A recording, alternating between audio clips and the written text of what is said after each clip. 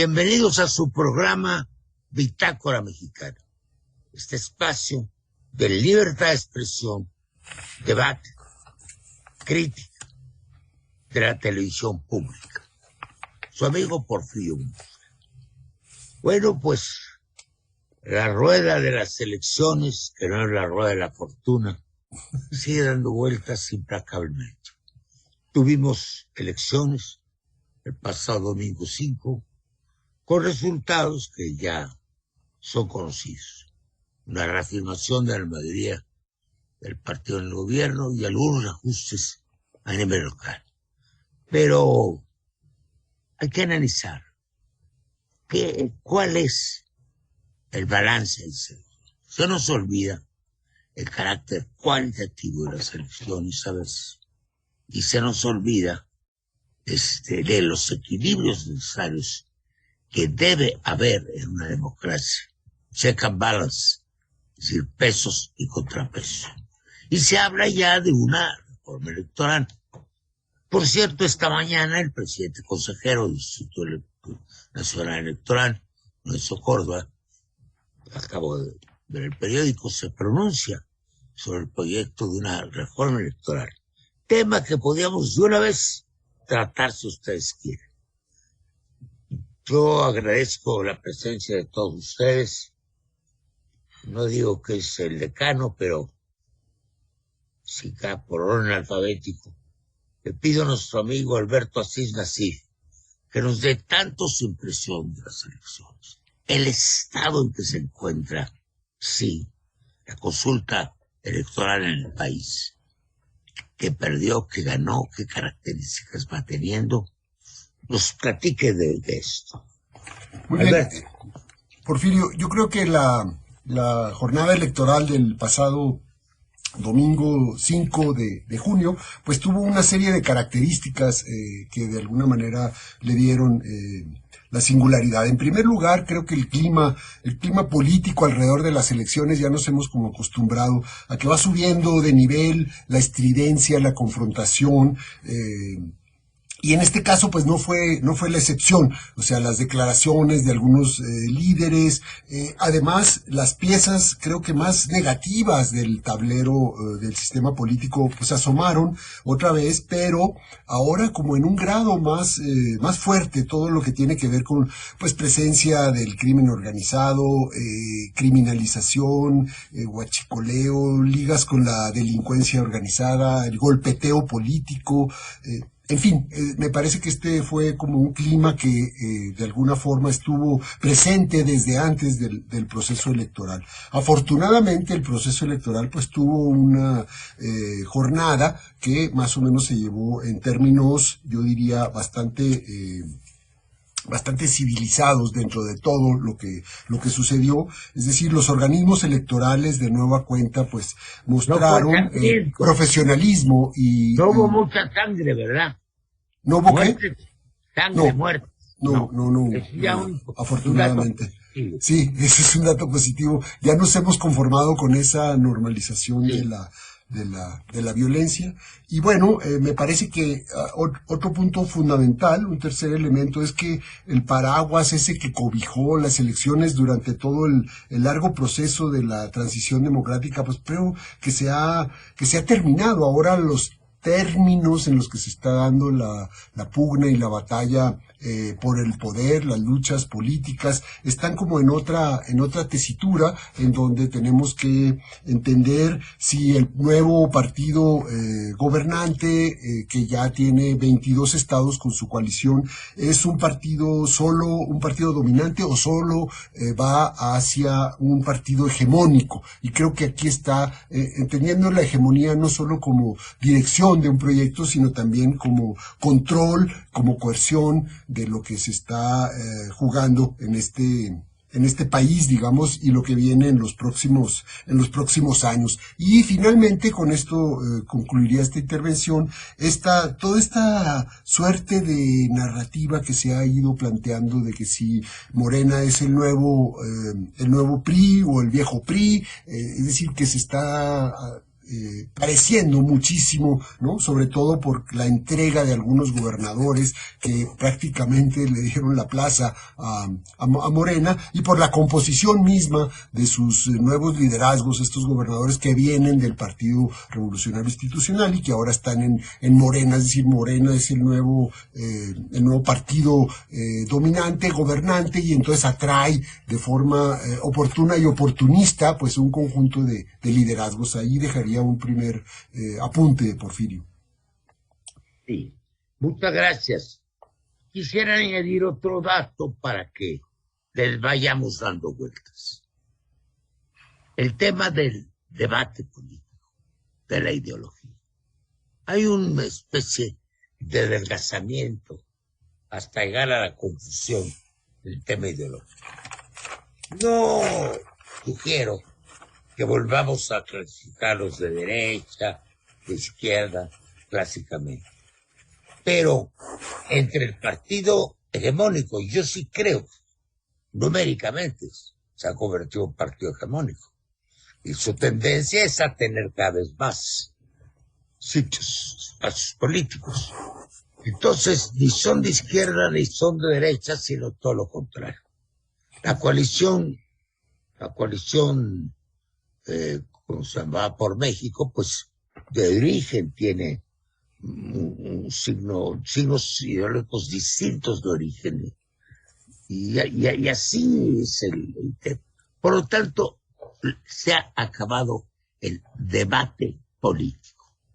Se ha vuelto a una política clientelar clásica, ¿no? Sí. Clientelar de algún modo o de otro. Antiguas fuerzas locales, caciques regionales, y todo tipo de fenómenos de dominación, pero no de doctrina o de sentido de la vida pública del país.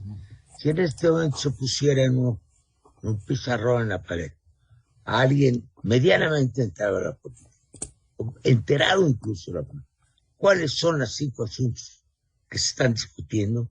Generalmente dicen los expertos en mercadotecnia que son 4 los temas. Mínimo 3, máximo 5. ¿Qué se está discutiendo? Habríamos tenido un avance. Marco Antonio Baños, ¿quisieras reaccionar a esto que estamos diciendo? Sí, con gusto, maestro Porfirio. Pues primero, tiendo a coincidir con lo que ha dicho Alberto en relación al balance de la jornada electoral, pero también creo que usted hace un apuntamiento muy importante, porque Morena, en rigor, en mi opinión, todavía no se consolida como un partido de cobertura nacional. Sin embargo, sí es una fuerza política, sí es un movimiento que ha logrado captar liderazgos de tipo local, liderazgos regionales, que finalmente han decidido la comodidad de ir hacia el partido que tiene la mayoría, tanto en el ámbito federal como ahora ya en el ámbito de 22 entidades federativas. Muchos de los liderazgos que en el ámbito local representan fuerzas claras, cacicazgos, en fin, en las entidades, me parece que se van cómodamente hacia Morena, porque de alguna manera logran mantener ciertos esquemas de beneficios en el ejercicio de los ayuntamientos, de las gubernaturas, y eso evidentemente le ha dado mucha fuerza a Morena. Quedan muchas dudas, y esto es muy lamentable para el desahogo de las elecciones mexicanas, respecto a la influencia que pudo haber tenido el crimen organizado en las elecciones pasadas. Ya hay acusaciones tanto de los partidos de la coalición como de Morena en contra de los otros. Todos se hacen acusaciones mutuas de que si tuvieron apoyos o no los tuvieron, si hubo o no influencia del crimen organizado con relaciones a las elecciones. El hecho concreto es que a mí en lo particular me parece, por la experiencia que tuve dentro del INE y ahora muchas cuestiones que he podido revisar desde fuera, me parece a mí que la fiscalización institucionalizada que se hace de los recursos que van a las campañas electorales cubren de manera impecable todo el dinero bancarizado, pero es absolutamente nula la posibilidad de revisar la parte del circulante en efectivo. Y cuando ha habido algunos avances para detectar por ejemplo, empresas fantasmas que se construyen para financiar campañas, o traslados ilegales de dinero público o de dinero privado por mecanismos que inventan estos grupos, pues finalmente el tribunal ha anulado decisiones o investigaciones que ha hecho el instituto. Esa parte me parece que es muy lamentable y está ahí en el desahogo de las campañas.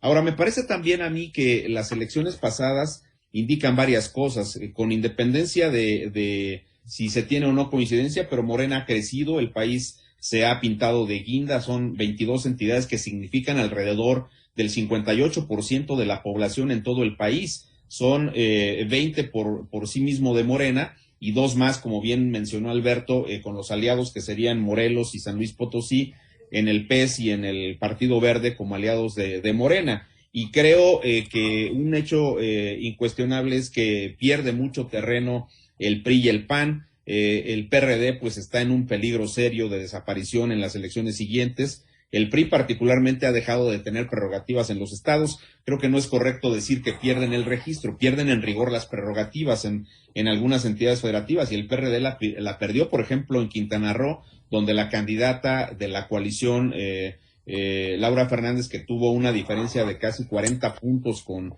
la candidata ganadora de Morena, es diputada federal por parte del PRD, y el PRD no sacó el 3% en el estado de Quintana Roo, entonces no va a tener prerrogativas en esa entidad federativa. El PRI, por ejemplo, con Alito Moreno, cuando empezó su presidencia, tenía 14 gubernaturas, ha quedado con 2, Coahuila y el Estado de México, y compartirá Durango con el PAN, ahí no sé cómo lo van a tener. El PAN en rigor se queda con 5 gubernaturas y una parte del estado de Durango, y por supuesto el Movimiento Ciudadano tendrá 2, que son las de Jalisco y la de Nuevo León, pero es un hecho concreto que Morena avanzó de manera significativa, y sí, como usted lo mencionó, cuantitativamente se empieza a convertir en un partido hegemónico. Y creo que otro detalle que es importante, y sí quiero apuntarlo, a mí me parece que las autoridades electorales de nueva cuenta demostraron una enorme eficacia operativa y técnica, hicieron un trabajo impecable, más del 99% de las casillas, solo incidentes marginales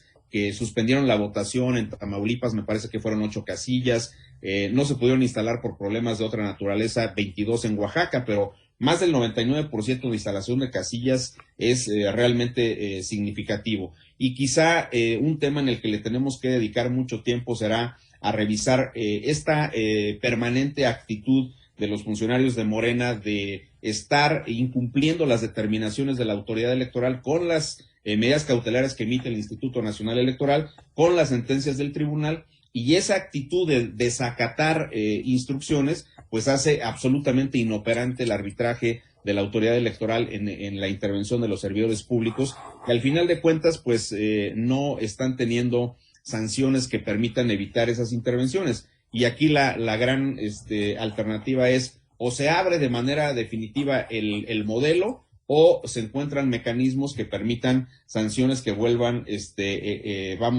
que hagan que los servidores públicos cumplan lo que dice el 134 y lo que dice actualmente el 41 para no difundir logros de gobierno o para no usar mecanismos de promoción personalizada o recursos públicos en las campañas.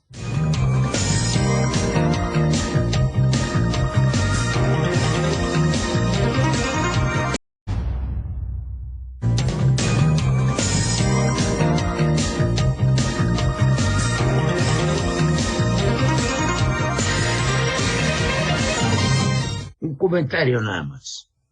La presencia de los partidos tiene lagunas en el país. Hay zonas en que prácticamente no hay ninguno organizado como tal, hay gobierno.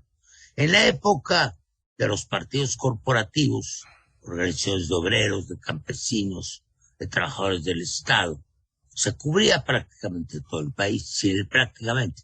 Sindicato de maestros, por ejemplo, tiene una presencia absolutamente en todo el territorio nacional y era parte de un partido. Bueno, por favor, UKIP, miembro consejero electoral del INE, está planteando varios un tema, 2 en realidad fundamentales. Uno, el de la fiscalización, y 2, el del incumplimiento. Por una parte, lo venimos discutiendo, creo que desde el 17 tuvimos un grupo grande, cerca de 40 expertos ciudadanos interesados que nos reuníamos con ustedes, con los consejeros, gracias a su generosa disponibilidad. Y siempre estaba ahí el tema de la fiscalización. Parece que no se ha encontrado modo de resolverlo, a pesar de que tiene responsabilidades también la Unidad de Inteligencia Financiera, que debe actuar de consumo con el INE. Y el otro, el incumplimiento. Disposiciones varias, incluso constitucionales, respecto de limitaciones, tiempos, conductas, que no se obedecen y que ya no hay solución. El tema de la definitividad de los procesos electorales nos lleva a que, habida cuenta de los tiempos, pues tengamos prácticamente que asumir el resultado, con muy pocas elecciones que se repiten. En este caso, creo que no hay ninguno. ¿O quisieras darnos tu punto de vista? Sí, gracias, Porfirio. Buenos días, Marco, Alberto. Desde hace ya más de una década, yo llegué a la conclusión de que las fronteras de la democracia mexicana se iban corriendo. Es decir, hace 40 años la teníamos en las casillas y hace mucho tiempo que esta frontera salió de las casillas. Hoy tenemos elecciones en donde el voto libre está garantizado, la secrecía del voto y el que la sociedad la haya aceptado ha sido un instrumento fundamental para evitar el control electoral a partir de los poderes fácticos y formales, hay que decirlo. Sin embargo, hay cosas que han quedado aún sin un control suficiente, como es el caso del uso de dinero en las campañas electorales. Yo era muy escéptico de las capacidades del sistema de fiscalización del INE antes de ser designado consejero. Y tengo que decir que me ha sorprendido el alcance de los esfuerzos y logros en fiscalización del instituto. Sin embargo, no puedo dejar de notar, como consejero electoral, que el INE no puede controlar, es materialmente imposible que el INE controle una serie de elementos que siguen pervirtiendo la autenticidad de las elecciones. Es decir, en la medida en que el dinero siga siendo un factor electoral fundamental y este no esté absolutamente controlado, tenemos una lesión severa en la autenticidad de las elecciones. Es decir, efectivamente, una vez que una persona entra a la casilla, es materialmente imposible que su decisión de votar sea alterada. Pero ¿qué pasa cuando esta decisión de votar es alterada por el dinero que se utiliza fuera de norma en las campañas electorales? Y ahí hay que decirlo, aunque el instituto ha desarrollado una serie de instrumentos que le permiten detectar y medir el uso incluso de dinero no bancarizado, que esto es algo muy importante, sería demasiado pretencioso decir que se ha controlado totalmente el uso de este dinero. Me parece que evidentemente no es así. Hay espacios en los que los instrumentos de fiscalización del INE son insuficientes, no pueden ser suficientes. Hay cosas que en ningún diseño de autoridad electoral podrían ser controlados por esta autoridad, y que requerirían otra serie de esfuerzos estatales, algunos de los cuales trascienden con mucho el marco electoral. En ese sentido, me parece que en el rediseño de nuestra democracia mexicana tenemos que seguir poniendo un fuerte acento en la fiscalización. En cuanto a la desobediencia a mandatos legales, me parece que esto tiene que ver con, desde luego, problemas de diseño del sistema. Es decir, yo no creo que las cuestiones culturales o la buena voluntad vayan a remediar este tipo de problemas. Soy jacobino en ese sentido. Yo creo que el instrumento único plenamente eficaz para que no se vulneren las leyes es la capacidad coactiva del Estado. Y en la medida en que la vulneración de las leyes electorales por distintos espacios del poder. En esto últimamente ha sido muy notable que esto ocurre desde los poderes formales, lo cual, ha alcanzado niveles de estridencia y es muy preocupante. Pero no solo es desde el Estado en que esta afectación se tiene. Es decir, hay una noción que se sustenta en acciones de que las elecciones son algo demasiado importante para dejarlo simplemente a lo que los ciudadanos vayan y decidan el día de la elección, y que quien tiene una causa o un interés está legitimado por su interés personal o por especulaciones ideológicas de distinta naturaleza para intentar incidir en los procesos electorales allende las leyes. Es decir, hay una auténtica convicción de que hay cosas que son superiores a las leyes y que en consecuencia se deben poder hacer aunque las leyes digan otra cosa, lo cual ocurre en cualquier geografía del mundo, pero en lo que nosotros tendríamos que avanzar es que independientemente de qué quiera creer cada persona con poder, haya un ejercicio efectivo de la facultad coactiva del Estado que impida y sancione estas violaciones legales. Y eso es otro espacio que está por construirse en el logro de elecciones auténticas. Hay también vertientes de cada tema. Uno es el dinero que se gasta a lo largo del proceso electoral, en las campañas, en los anuncios, en radio y la televisión, es el caso, y que requiere ser computado, no nada más el que aumente el circulante el día de las elecciones. Y el otro, que es el más preocupante para mí, es entre el dinero limpio, llamémoslo así, entre comillas, y dinero sucio, entre comillas.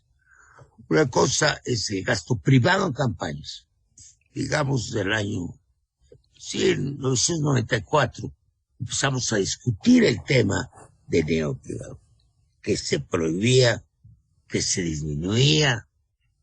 La tendencia fue más dinero público para que hubiera más equidad en las contiendas, una tendencia de carácter general. Pero como digo, hubo una ruptura cualitativa, es el segundo punto, cuando al dinero que le llamamos limpio está, digamos, registrado, se añadió el que no está registrado, el anónimo, el de origen desconocido. Y ese creo que es el principal problema hoy. ¿Tú qué piensas, Alberto? Sí, me parece que con lo que han comentado Marco y Ujib, creo que hay ahí una serie de, de mecanismos hasta donde alcanza a tener la autoridad suficientes elementos para controlar el uso de recursos públicos y de recursos privados. Y bueno, ya sabemos que hay en algunas investigaciones muchísimo dinero por debajo de la mesa, o dinero sucio que entra en este proceso. Digamos, es una vieja discusión que se ha vuelto a actualizar ahora con esta propuesta de reforma, de que solo se va a apoyar los momentos de las campañas electorales, en fin. Creo que el valor a tutelar, digamos, de la autoridad, pues es la equidad en la contienda. Esa creo que ha sido como el eje sobre el que se construyó un sistema competitivo de partidos, el acceso a medios, el acceso a recursos públicos, y en mucho menor medida, casi de 1 a 10, de recursos privados. Y prácticamente la autoridad electoral no puede controlar o no puede dar cuenta de todo el dinero sucio que entra en las campañas, pero que se nota y que afecta las condiciones de la equidad. Creo que este es un problema importante que se tendría que trabajar desde tal vez criterios más realistas, es decir, cuánto cuestan realmente las campañas, cuál es el costo real, porque siempre se están rebasando los límites, los topes ¿no? Cuando se les quitaron la obligación de pagar medios, ¿no? En 2007, 2008, pues ahí ese fue el corazón, digamos, de esa reforma. Y ahora, pues, ese es otro elemento muy importante que habría que tener en cuenta ahora rumbo a la sucesión presidencial del 24, ¿no? Recordemos, creo que el elefante en la sala siempre ha sido el uso de los recursos públicos de forma ilegal. El caso modélico del Estado de México, ¿no? En 2017, el año que entra vamos a tener otra vez elecciones ahí en el Estado de México, en donde era visible el uso y el abuso de los recursos públicos, ¿no? Para apoyar al partido gobernante en ese momento que era el PRI. Entonces sí creo que aquí hay un elemento fundamental. El otro, esto del desacato a la autoridad, eso también se me hace como muy importante. Parece que se está como normalizando, ¿no? Decía O'Keefe, la capacidad de la autoridad de imponer sus decisiones. Creo que este es un elemento fundamental, pero ahora como que se normaliza, es decir, la autoridad puede desobedecer, ¿no? A la autoridad, es decir, puede el tribunal lanzar una sentencia y un X funcionario de alto nivel, pues no hacerle caso o disfrazarlo ahí. Creo que este es un problema muy importante porque de alguna manera todo el proceso de las 2-3 décadas anteriores fue eso, construir una legalidad creíble y capaz de arbitrar pues las decisiones políticas. Y en ese sentido, pues parece que no sé cómo la veas tú, Porfirio, pero estaba yo pensando el otro día como si el sistema político hubiera regresado a eso que planteó Cosío Villegas en los 40s, ¿no? De que las dos instituciones más importantes eran el presidente y el partido gobernante, ¿no? Es decir, ahora el presidente López Obrador y Morena.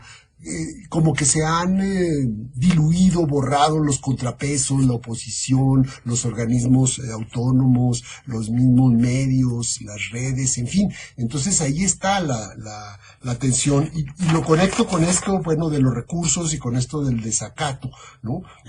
Que viene desde allá, viene desde arriba. Yo no sé si tú que estuviste al frente, por ejemplo, del PRI, del PRD, ¿no? Es cierto, se podría pensar... Y hasta ahí no me dejaron ser presidente Morena. Hasta ahí, bueno. Y se podría pensar que, en efecto, está regresando ese viejo PRI, ese modelo. No sé, es una cosa como que está creciendo el debate en los medios, pero como muy poco argumentado. Hay muy pocos... elementos que lo estén diciendo, salvo que es un nuevo partido dominante, que es un nuevo partido que ha arrasado y que va a crecer más y que ya gobierna el 68% del territorio, ¿no? De los estados, casi el 60% de la población, en fin, ¿no? O sea, como que ahí hay un hiperpresidencialismo, estamos regresando a esa condición, a esa característica, ¿no?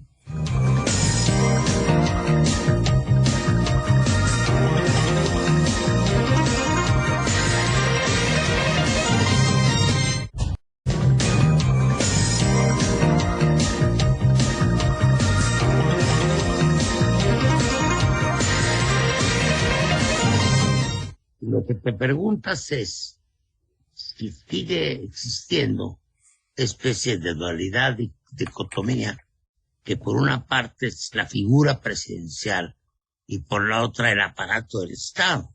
Pues claro que sí. Es más, los países, los pueblos, tienen una especie de gravitaciones, gravitan hacia los mismos defectos, hacia las mismas virtudes que tenían.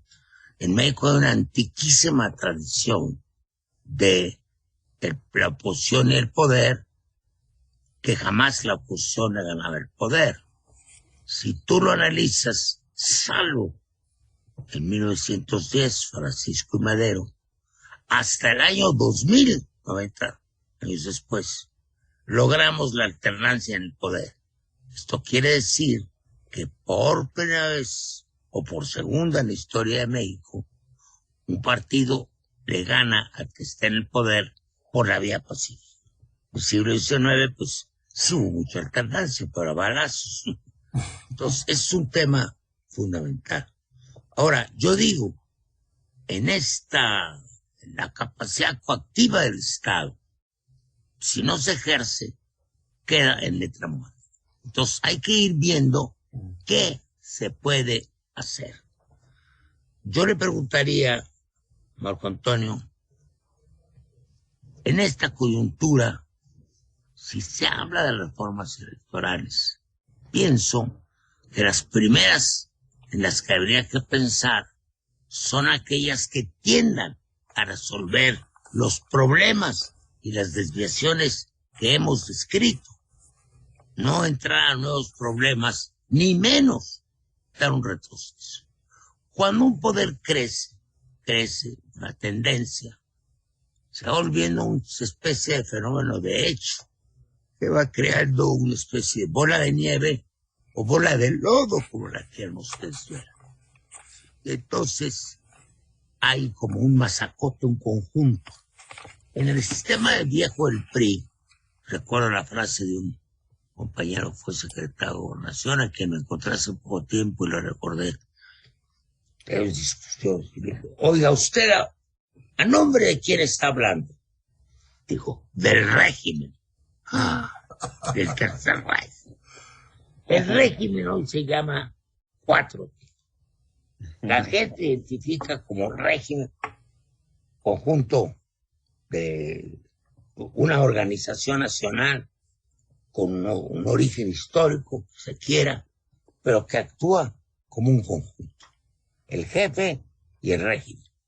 ¿Qué podríamos empezar a hacer o a pensar por lo que hace a reformas que de alguna manera pudieran contrarrestar estos fenómenos negativos?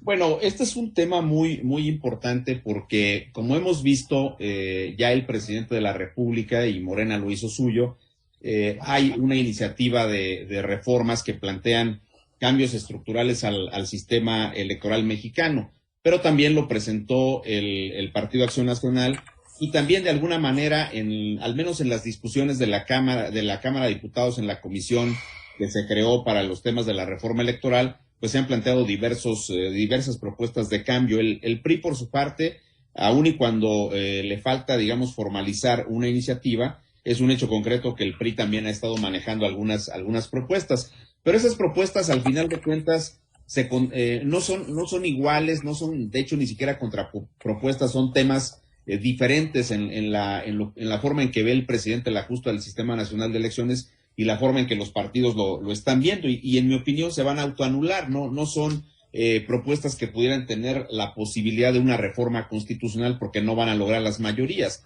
pero en cambio se está dejando de discutir temas que son trascendentes para un auténtico fortalecimiento, en mi opinión, del Sistema Nacional de Elecciones.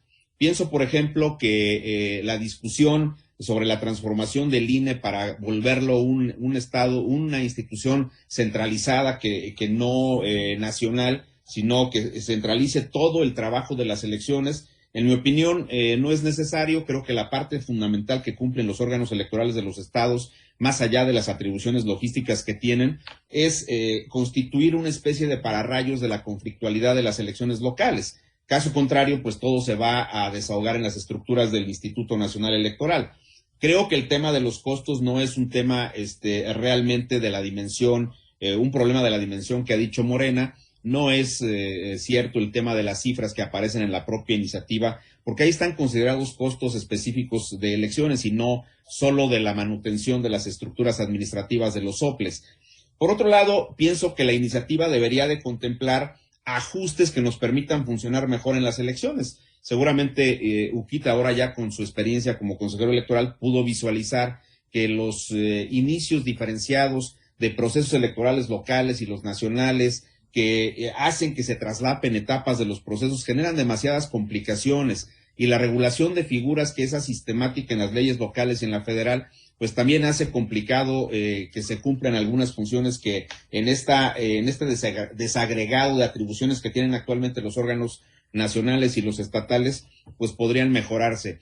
Creo que una parte central sí está en la forma de analizar qué se va a hacer con los servidores públicos. Es decir, si el modelo se liberaliza y los servidores públicos pueden ir en campaña con la restricción que tendría que revisarse de no usar recursos públicos, pues me parece que eso no tendría problema. Tenemos una cantidad impresionante desde 2008 de criterios de la Sala Superior del Tribunal Electoral del Poder Judicial de la Federación que te dicen en qué momento puede y en qué momento no puede ir un servidor público a un mitin. Eso está generando un enorme problema, problemas de competencia para conocer de quejas o de faltas por los órganos electorales de los estados o por el Instituto Nacional Electoral.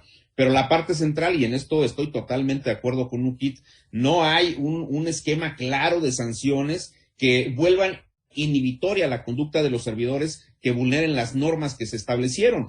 Y la actitud particularmente de este gobierno ha sido el de encontrar todas las salidas posibles para vulnerar esas normas, aunque debo decir que ellos cuando aprueban las bases constitucionales para la revocatoria en el 2019 y luego en septiembre del 20 aprueban la Ley Federal de Revocación del Mandato, retoman esas restricciones a los servidores públicos y después dicen que no les gustan, y de ahí vino el decreto interpretativo que modificó el concepto de propaganda electoral, del cual ellos se tomaron para poder tener toda esta campaña en favor de la ratificación del mandato, tergiversar otra figura constitucional de la propia revocación del mandato, y luego todo el activismo que se volvió prácticamente una cruzada nacional en las 6 gubernaturas para poder apoyar las candidaturas de Morena. No hay sanciones claras y creo que ahí, lo digo con toda claridad, particularmente el Tribunal Electoral, no el INE, en mi opinión, emitió las medidas cautelares correctas en su momento,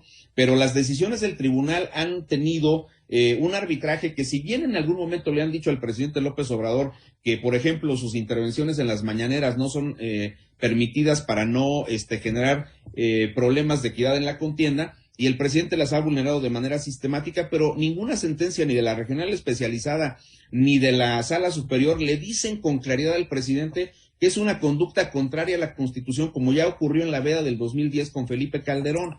Hay una situación ahí que está volviendo inoperante en esto, y creo que los servidores públicos en efecto deberían de tener sanciones mucho más claras si es que persiste este modelo, donde se les pudiera, por ejemplo, suspender temporalmente de los encargos. Creo que el tratamiento del presidente o de los gobernadores debe ser distinto, pero un secretario de Estado, un director general, etcétera, podría tener sanciones de una naturaleza distinta. Y el tema del manejo del dinero sí es un problema bastante fuerte, porque creo que desde la definición del tema del tope de campaña, yo he sostenido públicamente, incluso desde que era consejero, que los topes de campaña son una falacia en las legislaciones locales y en la federal. ¿Por qué?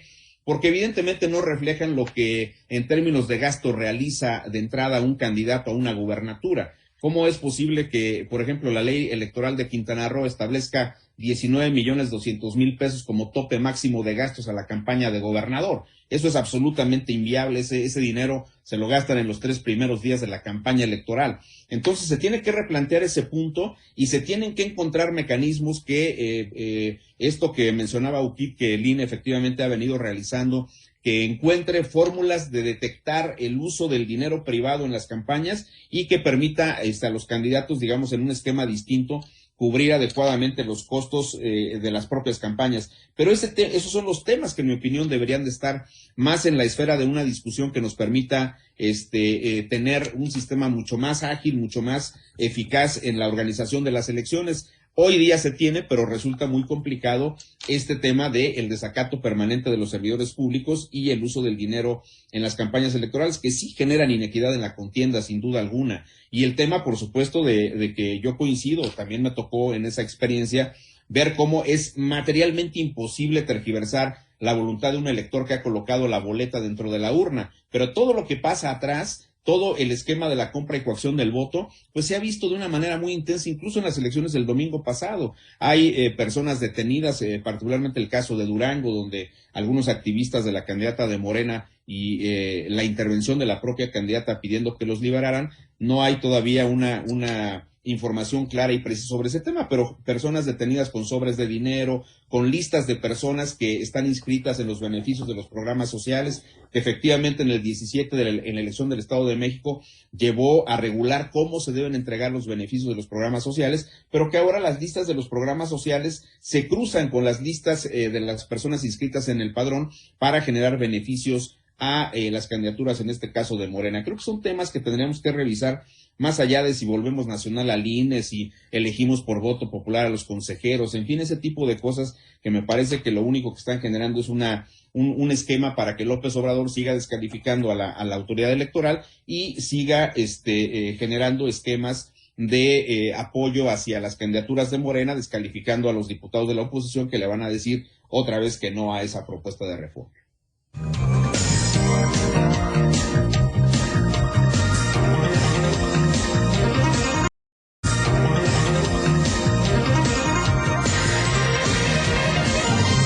Han surgido de lo que va de esta conversión temas muy importantes, los cuales tenemos que penetrar todavía un poco más.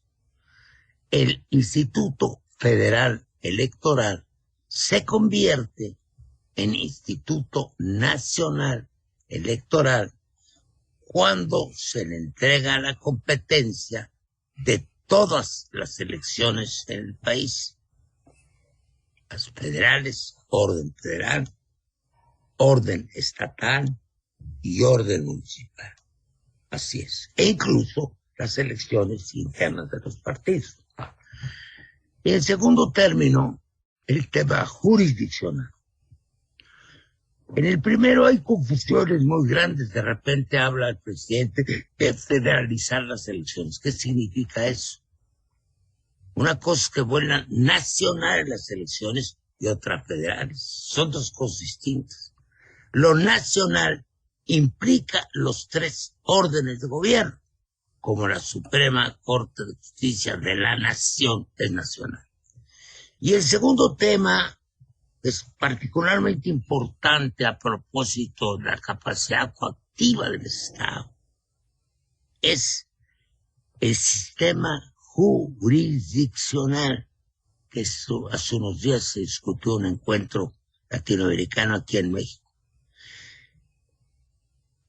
La Constitución mexicana, a semejanza de la norteamericana, decía hace 40 años que en última instancia la Suprema Corte de Justicia de la Nación resolvería sobre controversias.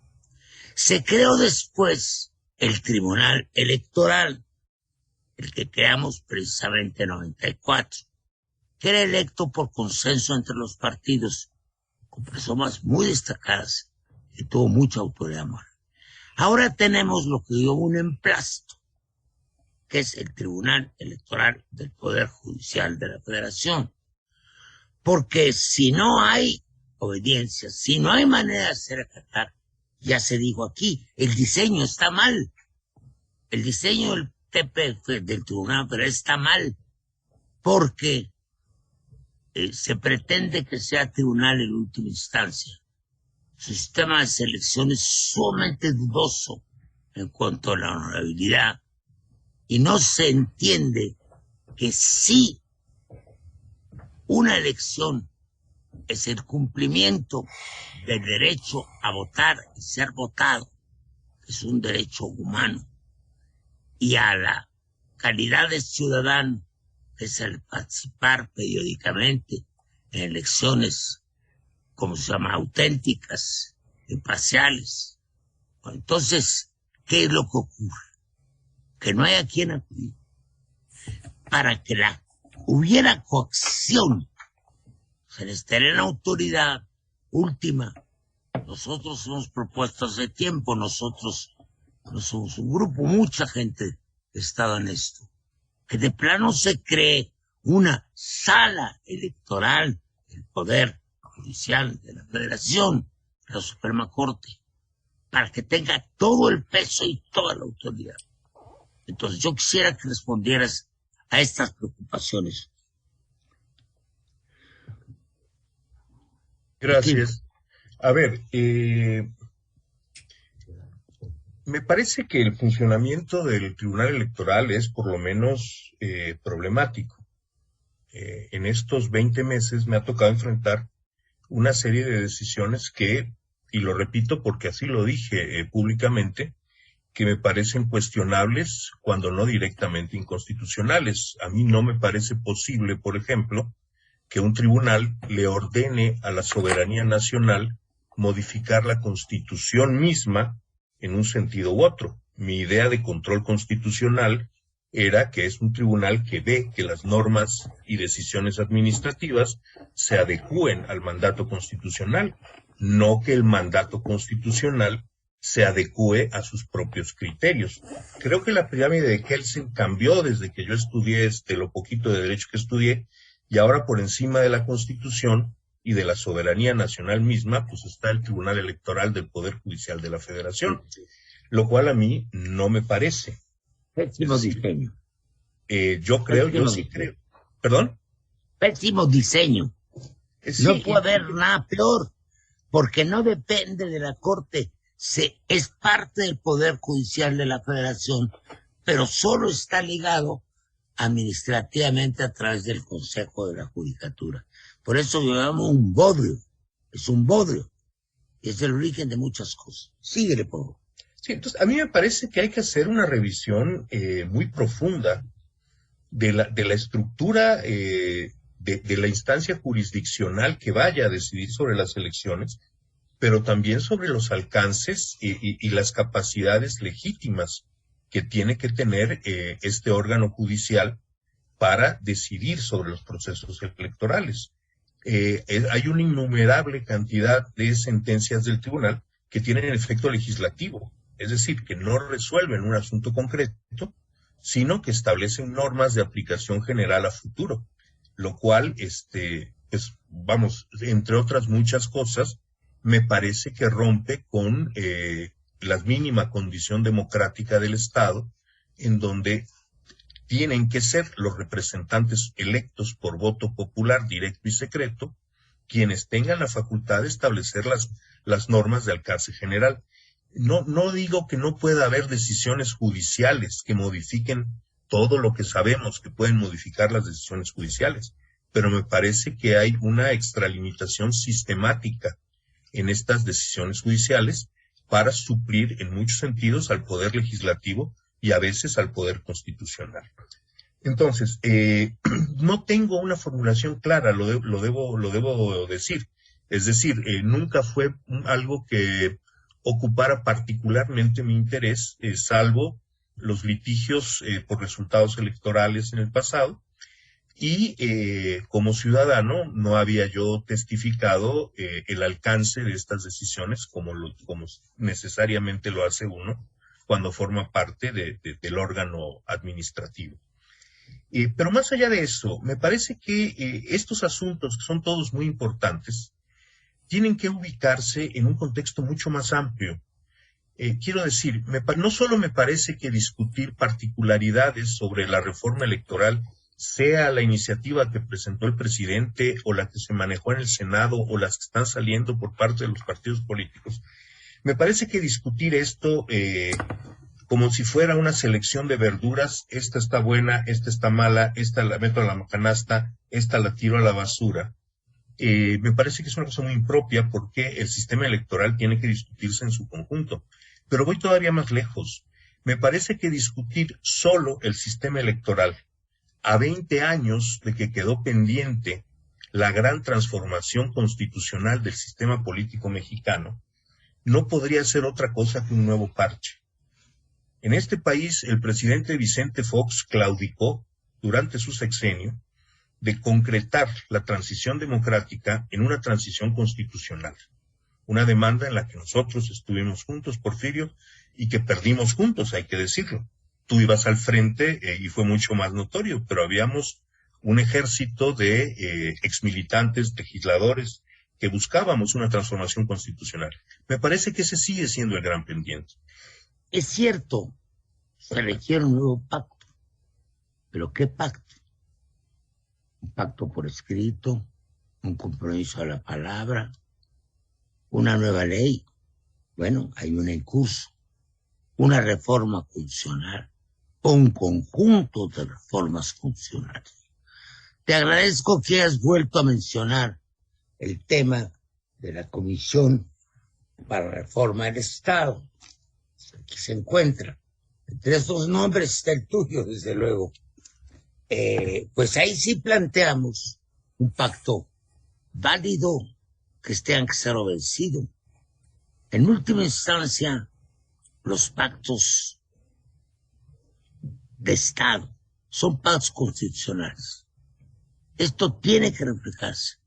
Una reforma política de mucho mayor profundidad, porque siempre lo encontramos. Hay muchas variables, muchos departamentos, y la democracia o las instituciones democráticas son objeto de reglas, de normas y organismos que se complementan uno a los otros. Es muy difícil jalar un solo hilito que se componga el asunto. Estamos realmente hoy, así lo pienso, o ya comenzó el fenómeno a punto de trocar, cambiar una transición democrática en una regresión autoritaria. Hay tendencias muy claras de parte del gobierno de voltear en el otro sentido las manecillas de la historia. Un nuevo PRI a esas alturas de la historia de México me parecería una peligrosa aberración. Nos volveremos a ver para seguir discutiendo estos graves problemas. Muchas gracias a todos.